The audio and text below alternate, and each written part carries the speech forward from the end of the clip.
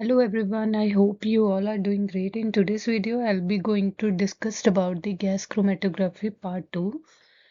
Gas chromatography क्या थी जब हमने पिछली वीडियो में हमने डिस्क्राइब किया था gas chromatography is the chromatographic technique where we are using gas as a mobile phase, right. तब हम अपने डिस्कस करा था कि जो हमारी गैस होगी वो हाइड्रोजन, हीलियम और nitrogen, basically we are preferred inert gas so that कि एनालाइट का कोई भी रिएक्शन पॉसिबल ना हो। क्लियर। उसके बाद लेट्स स्टार्ट विद द जो हमारा डिटेक्टर्स और कैलकुलेशन का जो पोर्शन हम पार्ट 1 में कवर नहीं कर पाए थे, that we will cover up in this part. सबसे पहले डिटेक्टर्स को कवर करते हैं।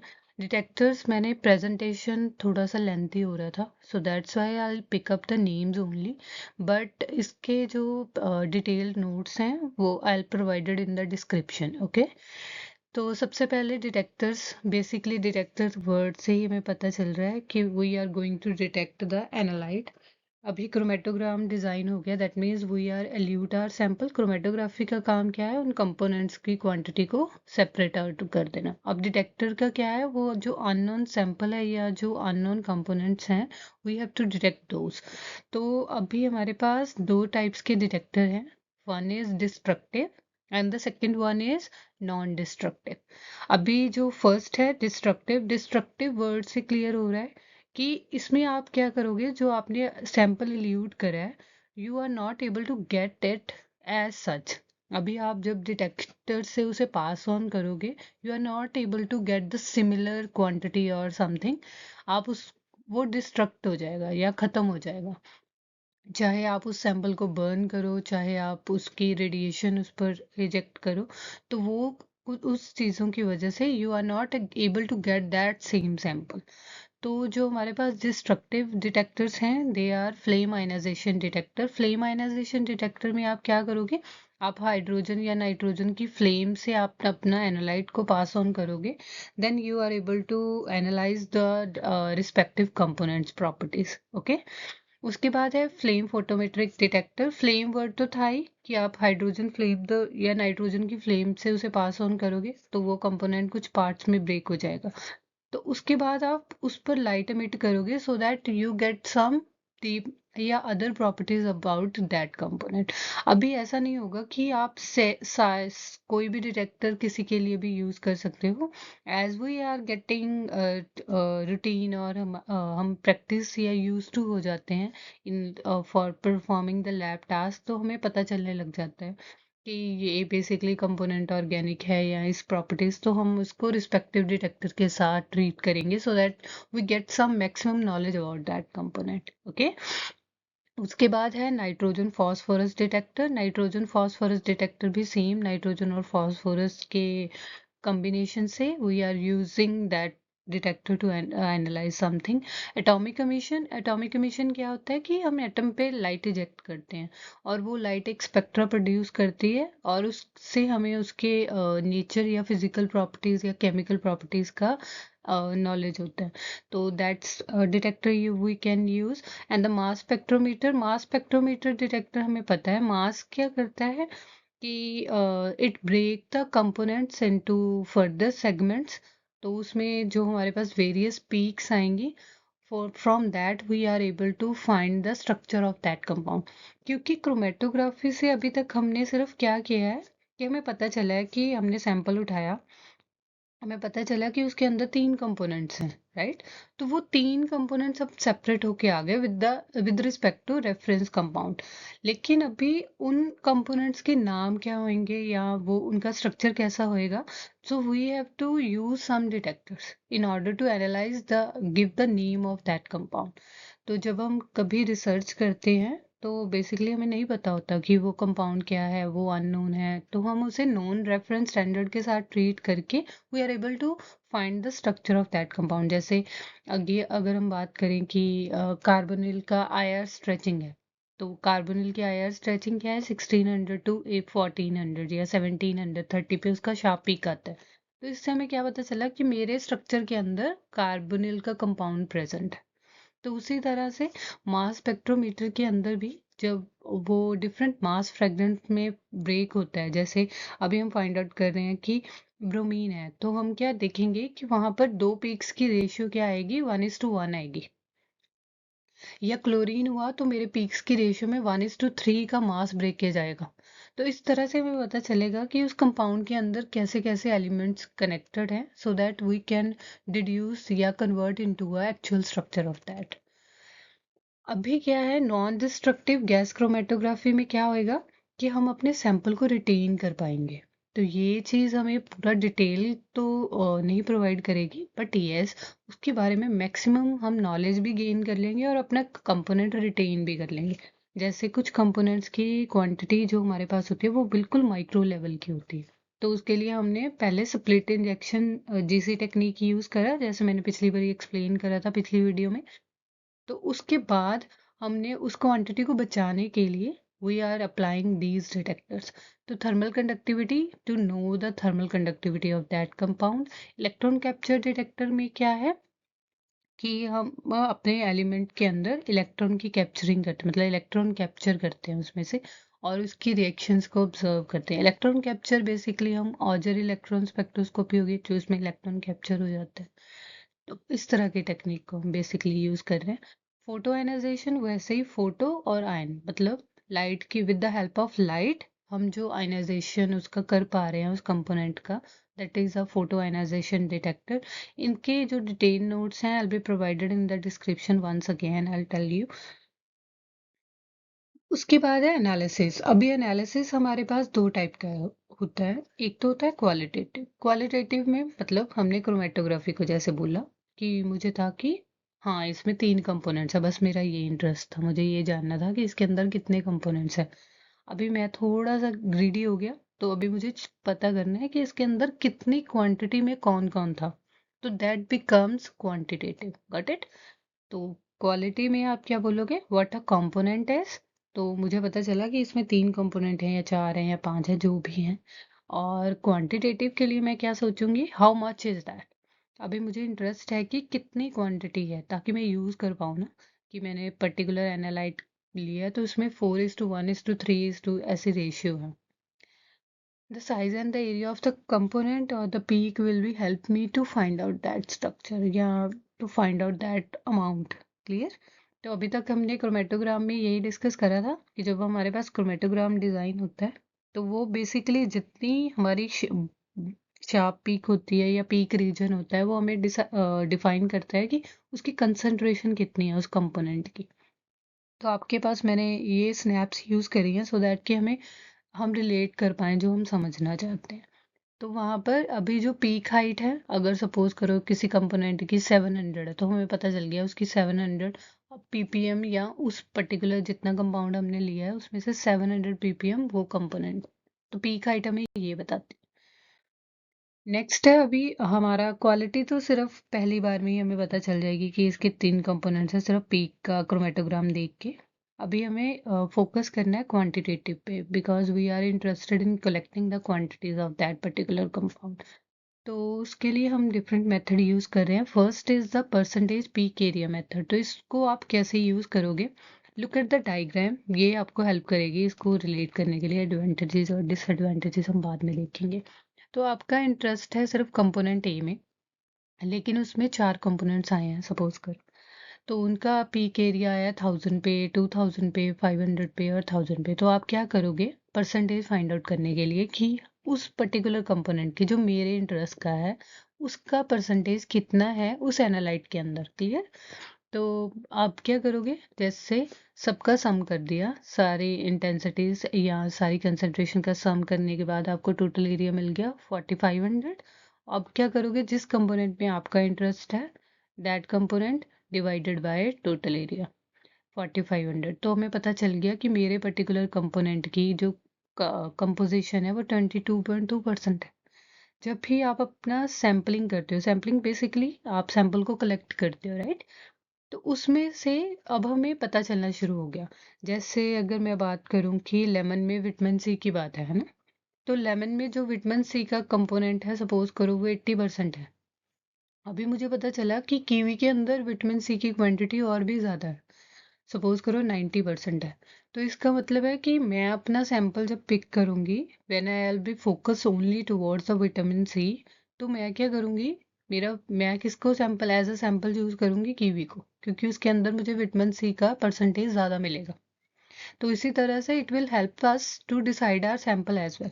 तो आप परसेंटेज पीक एरिया मेथड को अप्लाई करते हैं, तो हमें पता चल जाता है कि हमारा कौन सा सैंपल एडुकेट रहेगा कि मेरे इंटरेस्ट के कंपोनेंट को फाइंड आउट करने के लिए, क्योंकि जितना जल्दी मैं अपना सैंपल फाइंड आउट करूंगी, मुझे उसकी प्रॉपर्टीज स्टडी करना इजी हो जाएगा। अगर सपोज करो मेरे एनालाइट के अंदर उसकी क्वांटिटी ही ट्रेस अमाउंट में है, it's very hard to keep that in till detector, जब तक डिटेक्टर उस पर काम करे इतनी क्वांटिटी को रिटेन करना मुश्किल हो जाएगा ना। तो इसलिए हम ऐसे ही यूज करते हैं। अब इसकी एडवांटेजेस क्या है? तो simple analysis, since no standard sample is used, हमें कोई स्टैंडर्ड सैंपल नहीं चाहिए। The reduce quantitation accuracy due to effect of relative component. अभी क्या होएगा, इसकी जो अगर इसकी एक्यूरेसी क्या है, क्योंकि कंपोनेंट सिर्फ वो अकेला नहीं है, तो उसके रिलेटिव कंपोनेंट्स की वजह से कई बार ही होगा ऐसा कि हम प्रॉपर कंपोनेंट को क्या है सेपरेट नहीं कर पाएंगे। क्लियर? कई बार ऐसा होता है ना, दो पीक्स एक दूसरे में मर्ज कर जाती हैं, सो या इम्प्योरिटी ऐड हो जाती है, पीक हाइट सेम आ जाती है, so we are not able to use that with that much accuracy. उसके बाद है आपका corrected percentage peak area method. अभी क्या उसको यूज करोगे आप? अभी पिछले में हमने बोला कि we don't need any standard sample. Standard sample का मतलब है कि अगर मैं बात करूँ, कैफीन हमारा स्टैंडर्ड सैंपल है इन HPLC, राइट? तो उसमें हमें रेफरेंस के लिए एक स्टैंडर्ड सैंपल को यूज़ करने की ज़रूरत नहीं थी। प्रीवियस में हमने अपना अननोन सैंपल ही डायरेक्ट उसमें डाल दिया। क्लियर? यहाँ पर हम स्टैंडर्ड सैंपल की पीक के साथ अपने अननोन सैंपल की पीक को कंपेयर करेंगे। तो अभी आप उसे कैसे करोगे, डायग्राम को समझो, फिर हम उसकी लैंग्वेज इजीली कर सकते हैं एक्सप्लेन। अभी स्टैंडर्ड सैंपल के सपोज करो जो हमारे पास चार पीक्स आने वाली थी, 1000 पे, 1500 पे, 1000 पे और 500 पे। पीक एरिया जो हमारे पास पीक एरियाज हैं, ये पीक नहीं है। तो पीक एरियाज हमारे पास ऐसे आए, तो आप क्या करोगे, आप स्टैंडर्ड सैंपल का क्या कर लोगे, रेशियो निकाल लोगे। रेशियो कैसे निकालते हैं हम, जो कॉमन फैक्टर निकल सकता है उनमें से, इन सब में से 500 हम निकाल सकते हैं। 500 से डिवाइड करें तो सब डिवाइड हो रहे हैं, तो वो हमारे पास रेशियो आ गया 2:3:2:1। तो अभी क्या करोगे, जो आपका अननोन सैंपल आया है, सपोज करो उसके अंदर भी चार पीक्स ही हैं, जिस हाइट के साथ जो रेशियो है उसको बस डिवाइड कर दो। जैसे उसके पास आई है 1000 पे, 2000 पे, 500 पे और 1000 पे। तो अब क्या करोगे, करेक्टेड परसेंटेज पीक में हम क्या करते हैं, जो हमारा स्टैंडर्ड सैंपल होता है उसकी जो रेशियो है, वो जैसे फर्स्ट पीक हाइट को फर्स्ट के साथ ही डिवाइड कर देना, जैसे 1000 को 2 के साथ, 2 के फैक्टर के साथ। सेकेंड पीक हमारे पास थ्री थ्री की रेशियो थी, तो 2000 को 3 के साथ डिवाइड कर देना। और उसके बाद सेकंड पीक तो हमारी 500 पे आई है, 500 को ऊपर वाले कंपोनेंट क्या है, 2 के साथ डिवाइड कर देना। और हमारे पास 500 का 1 आया था, तो 1000 को 1 से डिवाइड कर देना। अब सम करना, जो भी आपके पास डिवीजन करके आया, अब total peak area find out करो, that comes out to be 2417 here. तो उसमें से आपका कंपोनेंट जो इंटरेस्ट का है उसको डिवाइड करना। परसेंटेज तो बेसिकली यही होता है कि अगर मैंने 6 सब्जेक्ट्स रीड आउट करे, उसमें से मैं जानना चाहता हूँ कि मैंने मैथ्स में टोटल कितना स्कोर करा, तो आप क्या करते हो, मैथ्स के marks over total score, right? तो ये तो बेसिक मैथ चल रहा है। एडवांटेजेस क्या है, the perform quantitative analysis by the percentage peak area method but with compensation for relative component sensitivity. तो यहाँ पर जो हमारे पास रिलेटिव कंपोनेंट सेंसिटिविटी है, तो उसकी वजह से हम इसको यूज़ कर सकते हैं, क्योंकि हम पर्टिकुलर हर कंपोनेंट की को के लिए बहुत सेंसिबली काम कर रहे हैं। तो यहाँ पर require a standard sample containing all the components in non concentration. तो यहाँ पर जो स्टैंडर्ड कंपोनेंट अब हमें चाहिए, उसको डिज़ाइन करने के लिए हमें सारे कंपोनेंट्स की जो क्वांटिटीज़ हैं या कंसंट्रेशंस हैं हमें पता होनी चाहिए, so that we can adequately apply that to the unknown sample. Clear? इसके बाद है absolute calibration curve method. These are external standard methods. तो यहाँ पर आपके पास क्या है, use a standard sample of known concentration to prepare a calibration curve, then use this curve to quantify the components. Directly समझते हैं क्या कर रहे हैं हम लोग। हमने फिर से स्टैंडर्ड सैंपल लिया, उसका पीक एरिया सपोज करो 1000 काउंट्स पे आया था। अभी अननोन के लिए 700 काउंट्स पे। तो अब हमने अपने स्टैंडर्ड सैंपल की जो यूनिट सेटिंग करी है, जैसे हमने बोला कि स्टैंडर्ड कंपोनेंट जो मेरा ए है that is equals to 100 ppm। तो अभी आप कंसंट्रेशन और पीक एरिया को ड्रॉ करोगे सो दैट कि आप फाइंड आउट कर पाओ अपने अननोन सैंपल की कंसंट्रेशन को। क्लियर? तो ये तो हमने इजी कर लिया कि जो मेरा 100 ppm है वो किसके कॉरेस्पॉन्ड है, पीक एरिया के 1000 के। तो इसका मतलब अगर मेरे पास पीक हाइट क्रोमेटोग्राम से मैंने देखा कि मेरे अननोन सैंपल की जो पीक हाइट है वो 700 आई है, तो इसका मतलब वो किसके कॉरेस्पॉन्ड जाएगी अब फिर 70 ppm के। तो मतलब मुझे पता चल गया कि जो मेरा कंपोनेंट ए जो अननोन है वो 70 ppm प्रेजेंट है उस कंसंट्रेशन के। ठीक है? उसके बाद एडवांटेजेस क्या है? The quantitative analysis require only separation and detection of the target component. Disadvantage क्या है? सैंपल इंजेक्शन वॉल्यूम एरर्स और carry overs, these kind of errors may impact your results. Carry over क्या होता है? कैरी ओवर बेसिकली वो phenomena है जब हमारा इल्यूट का जो थोड़ा सा भी कंपोनेंट सेपरेट करने के लिए हम कितना मोबाइल फेज उसके अंदर ट्रांसफर करना पड़ रहा है हमें, तो वो कैरी ओवर हो जाता है। तो इसकी वजह से कई बार हमारी पीक जो शार्प होती हैं वो ब्रॉड भी हो जाती हैं। नेक्स्ट है आपके पास internal standard method. Internal standard method में अब फिर से डायग्राम के थ्रू समझते हैं तो लैंग्वेज को एक्सप्लेन करना इजी है। स्टैंडर्ड सैंपल अगेन, अब हमारे पास 2 पीक्स हैं और 2 कंपोनेंट्स, फिर से वैसे ही 1200 एंड 1000। आप इसको डिवाइड कर रहे हो 1000 से क्योंकि आप इसमें से रेशियो बनाना चाह रहे हो ना, पीक एरिया रेशियो क्रिएट करना चाह रहे हो। तो 1200 डिवाइडेड बाय 1000 तो 1.2 आ गया, और 1000 से डिवाइड किया तो वह 1 आ गया। अभी आप क्या करोगे, वो जो मेरा 1.2 है दैट इज कॉरेस्पॉन्ड टू, अगर मैंने 1 ले लिया, ये आपका अपना स्टैंडर्ड है। जैसे हमने वहाँ 100 ppm लिया था तो आप यहाँ 100 ppm भी ले सकते थे, फिर उस हिसाब से ये 58 ppm आ जाता जो उसने बाद में किया है। क्लियर? तो आप वैसे भी ड्रॉ कर सकते हो क्योंकि जो ग्राफ, जब हम कभी ग्राफ ड्रॉ किया हो आपने, तो उसमें हम बेसिकली स्टैंडर्ड जो यूनिट का एब्सिसा और ऑर्डिनेट पे जो यूनिट्स है वो हम खुद डिसाइड करते हैं ताकि हमारे ग्राफ को हम एक्सप्लेन बेटर तरीके से कर पाए। जैसे सपोज करो मेरे पास 10 पे या 20 पे 30 पे 40 पे आ रहे हैं, तो I am never start my graph from the scale 1, right? तो अब मेरी यूनिट्स कैसी हो जाएंगी, बॉक्स के 10 यूनिट का एक बॉक्स बन जाएगा। तो उसी तरह से यहाँ पर आप 100 ppm भी ले सकते हो, तो उसी हिसाब से डायरेक्टली आपके पास कंसंट्रेशन आ जाएगा 58 ppm का। बट फर्क ये है, अभी आपने 2 पीक्स ले ली। पिछली बारी जब हमने एक्सटर्नल स्टैंडर्ड लिया था तो हमने एक पीक ही ली थी, उसका नोन सैंपल के साथ कंपेयर किया था। अब हमने 2 पीक्स ले ली और उसको standard as a standard sample लेने के बाद अननोन सैंपल के साथ ट्रीट करें। क्लियर हो गया?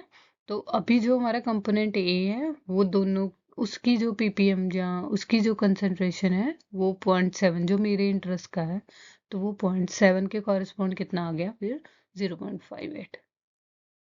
क्लियर हो गया? तो ये हो गया आपके पास। उसके बाद इसकी एडवांटेजेस क्या है? The quantity can be calculated as long as target component और internal standards will be detected. Concentration ratio is not dependent on the injection volume, ये इंजेक्शन वॉल्यूम पे डिपेंड नहीं करती। Not susceptible to different sample densities. और disadvantages क्या है? It require a standard sample to define ourselves. हमें standard sample चाहिए इसे डिफाइन करने के लिए। Internal standard must be added to all the unknown samples to obtain an accurate concentration। अभी जो आपका इंटरनल स्टैंडर्ड है, you have to add all, जो भी जितने भी कंपोनेंट्स आप अपने अननोन सैंपल में से फाइंड आउट करोगे, you have to keep an considering this. ठीक है? उसके बाद है last method that is standard addition method. Standard addition method में ये भी सिंपल है।